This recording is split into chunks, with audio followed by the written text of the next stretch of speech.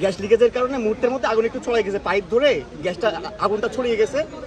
ছড়িয়ে যাওয়ার পর এখন ওনারা টানাহাসা করতেছে ওইটা নিয়ে। আর ওনারা তো এগুলো কিছু বোঝেও না, জানেও না কেমনি কি থামাইতে হয়। ওটা যদি একটা বস্তা দিয়ে চাপা দেওয়া হয়তো বা বালতি দিয়ে আটকানো হয়তো আগুনটা নিয়ন্ত্রণে আনা সম্ভব ছিল, কিন্তু এটা মুহূর্তের মধ্যে দাও দাও করে চলে গেছে। আর যদি ওনারা কোনো ব্যবস্থা যে যার মতো পালাই গেছে, দৌড়াইছে।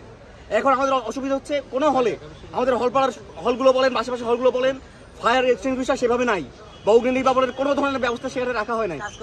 আজকে একটা ছোটখাটো একটা দুর্ঘটনা আমরা এড়াইতে পেরেছি, বাট ফার্দার যদি এই ধরনের কোনো অগ্নিকাণ্ড ঘটে, বড় ধরনের দুর্ঘটনার সূত্রপাত ঘটে, তো সেটার দায় সম্পূর্ণ প্রশাসনকে নিতে হবে।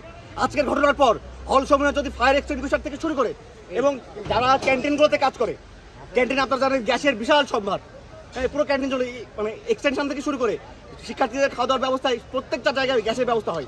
কিন্তু এগুলো নিয়ে যারা ডিল করে, কীভাবে গ্যাস ব্যবহার করতে হবে, কীভাবে তাদের ন্যূনতম কোনো জ্ঞান নাই বা তাদেরকে সেই ধরনের কোনো প্রশিক্ষণ দেওয়া হয় না।